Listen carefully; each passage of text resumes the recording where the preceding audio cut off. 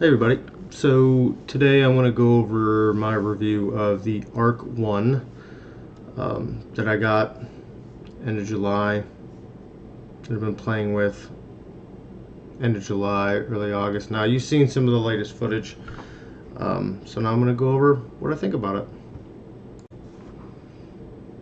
Alright, so when we first get the Arc, it comes in this nice beautiful case. This is how it comes in the box, or in the case, right? So you've got your main gun unit. It does come with instructions on how to set the trigger, some stickers, some how to do the initial air up. It comes with your wrenches and some grease, some extra seals for maintenance. It also comes with your external barrel, your internal barrel, and hop up. And then it comes with a nice little muzzle flash device where you can actually input your tracer. The brighter C's fit this perfectly. But yeah, that's if you just get the standard. Now you do have the option of adding the additional tracer adapter, which will go on your external barrel. So you don't have to have the flash hider, well, muzzle brake, whatever you want to call this, and you can just attach your tracer unit to here, but that's an extra cost. I think it was like 25 bucks, something like that. But when you store it, when you're done with it, you just put everything back in it like as if you came out.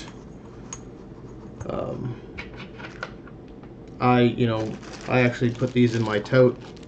I use a tote for transporting all my gear, so I put it in there. But this I typically just either leave on, or I'll put it in here, so it just sits in here. Okay. Now, assembly is going to be a little bit different, and I'll show you that in just a moment. Okay, let's talk about assembly of the Arc once you get it. Okay. Basically, you'll just take it out. There's a little pin right here. You just slide it over. Just pull it off. Cool, right? And then you take your hop up internal barrel assembly, and you go in at an angle. So you just go in like this, and there's an actual seal right here that's going to seal up against your cylinder here. So you just push it in. You'll feel it click in. You just kind of line it up so that it's, oh god, sorry, so that it's facing flat in the right direction. Cool. And then what you do is you'll slide your top piece back on, and this top piece, once it lines up, you want to make sure that your internal barrel is actually lined up, which it should be. Yep, there we go. So it'll actually go down the hole. There's a pin on the inside that will secure your hop up, but you just slide this back over. If you do it right, it should just click right in. So it's together, we're good there.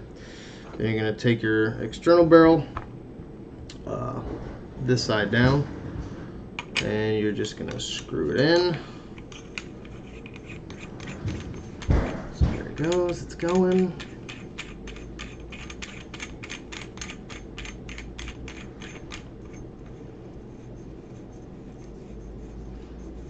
It's a little long-winded, but there we go. It's nice and tight. So now you have the option. You can either put this on, which it's made for it, so it just slides right on.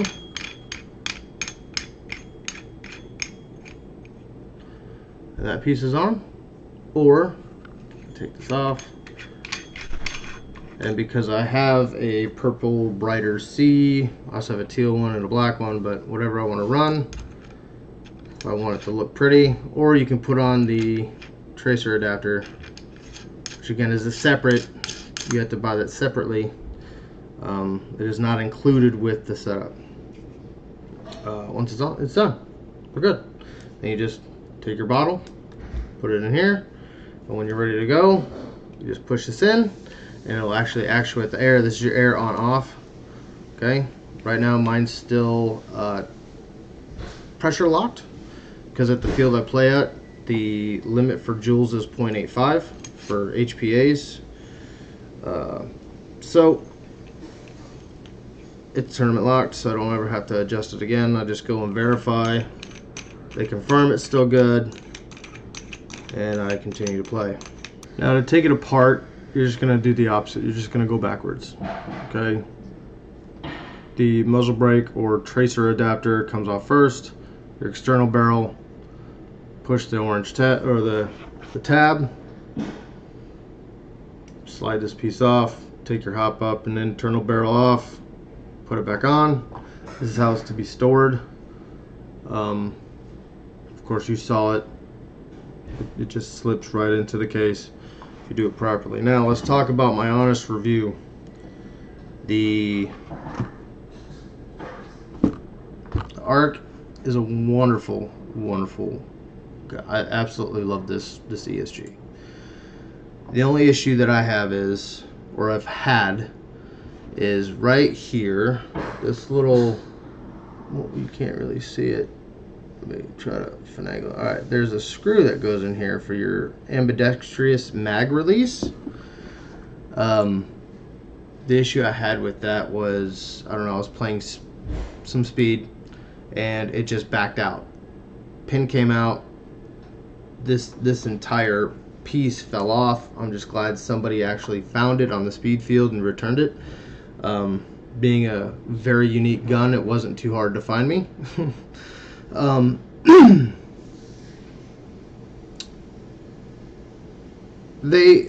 I reached out to ARC about the pin, they said it was very interesting. I was the first one to ever have that happen. No problem. They were very helpful. They were very understanding. They sent the pin the same day via snail mail. I got it in like 4 days. Put some thread lock on it, screwed it back in. We're good to go, right? Not a problem at all. The other issue I had was their factory bucking. This bucking, actually let me switch perspectives here. This bucking, this is their proprietary standard bucking. It is not the best. It is very fragile. It was completely shredded after 4 uses. I think I was having problems right off the bat because even when I was playing speed with it, I had issues with it, you know, trying to shoot straight, just going all over the place, pressures hopping all over the place. I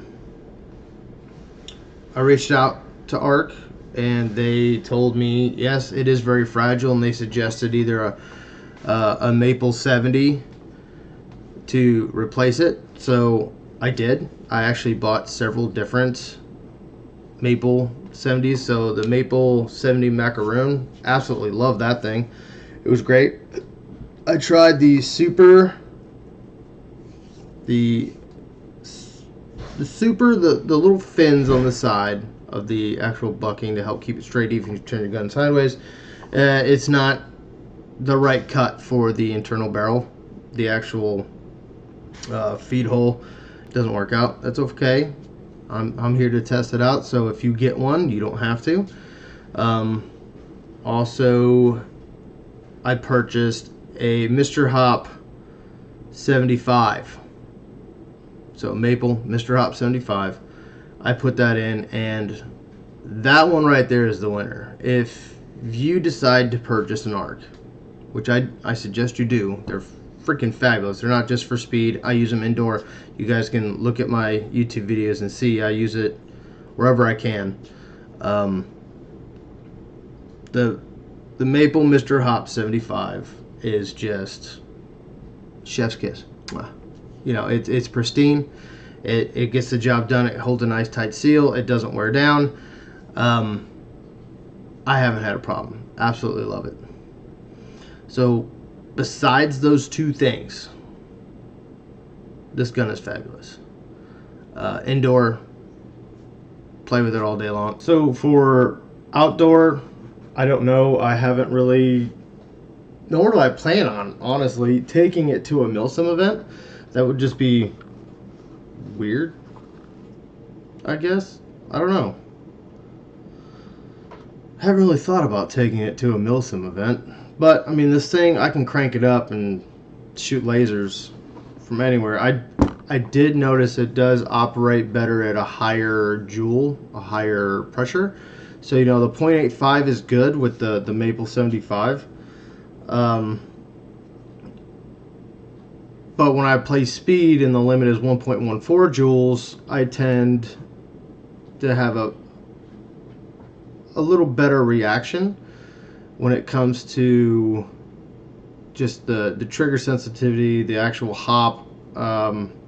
Everything else just seems to run a bit better. It is made to run from 0.65 up to, I think, you know what? I don't know the upper limit, but I do know the lower limit is 0.65. It does need a minimum of 100 psi to operate, which is fine. It does handle air quite efficiently. I can play all day and go through one tank maybe. They say at 1.1 joules, 0.25s, you should run through 3,000 rounds before you need to air up.